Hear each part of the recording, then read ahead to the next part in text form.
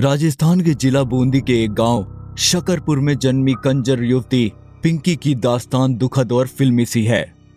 पिंकी बेइंतहा खूबसूरत थी, पर उसकी बदकिस्मती यह थी कि जब वह 15 साल की हुई तो माँ बाप का साया सिर से उठ गया।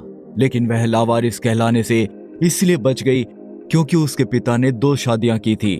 जब सगे माँ बाप की मौत हो गई तो सौतेली माँ ने उसे सहारा दिया। सौतेली माँ के पास भी स्थायी आमदनी का कोई जरिया नहीं था, इसलिए वह पिंकी को साथ लेकर शकरपुरा में ही रहने वाले अपने भाई राजा उर्फ ठेला के घर ले गई। इस तरह पिंकी को छत तो मिल गई, पर प्यार नहीं मिला।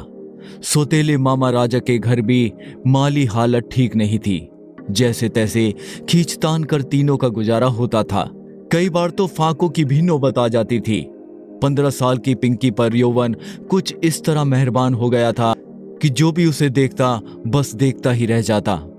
कंजरों में उसकी जितनी खूबसूरत लड़कियां कम ही होती हैं। वह लोगों की चुपती निगाहों से नावाकिफ नहीं थी। हालांकि पिंकी कहने भर को पढ़ी लिखी थी, पर समझ उसमें जमाने भर की आ गई थी। सौतेले मामा के घर का माहौल पिंकी को रास नहीं आ रहा था, इसलिए अक्सर उसे अपने माँ बाप की याद आती रहती थी, जिन्होंने उसे लेकर ढेरों सपने सजोए थे। खुशी क्या होती है ये पिंकी सौतेले मामा के घर आकर भूल सी चुकी थी। जहां अभाव था, रोज की जरूरतों को लेकर मारा मारी थी और उन्हें पूरा करने के लिए ढेर सारे समझौते करने पड़ते थे। इकलौती अच्छी बात यह थी कि सौतेली माँ और मामा उस पर अत्याचार नहीं करते थे। कुछ दिनों की तंगी हालत के बाद पिंकी ने महसूस किया कि अब घर में पैसा आने लगा है। इसका मतलब ये नहीं था कि पैसा बरसने लगा था, बल्कि ये था कि अभाव कम हो चले थे और जरूरतें पूरी होने लगी थी। अब किसी चीज के लिए तरसना नहीं पड़ता था। पैसा कहां से और कैसे आ रहा है, ये पता करने के लिए पिंकी को कहीं दूर नहीं जाना पड़ा। गांव और आसपास के कुछ रसूखदार पैसे वाले लोगों का उसके घर आना जाना शुरू हो गया था।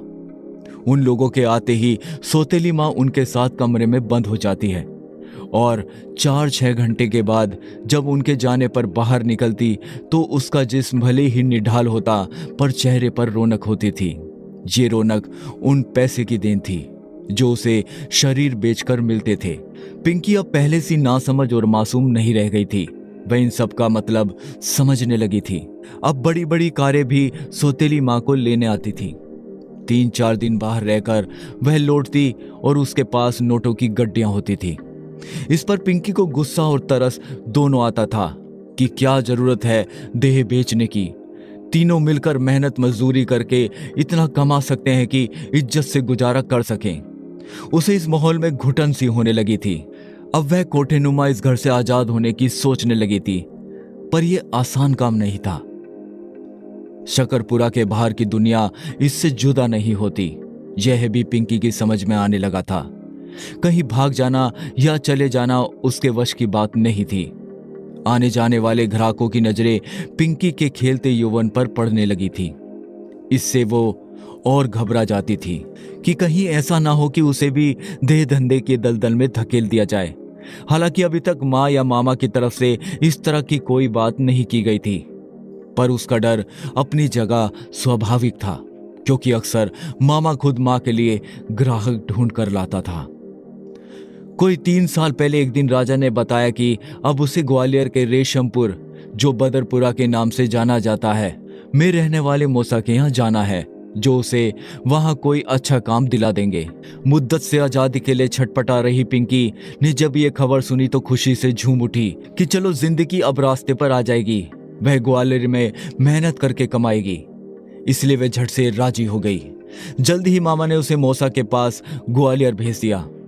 ग्वालियर में 4 दिन भी चैन से नहीं गुजरे थे कि मौसा, जिसका नाम पान सिंह और पप्पू था, ने अपना असली रूप दिखा दिया।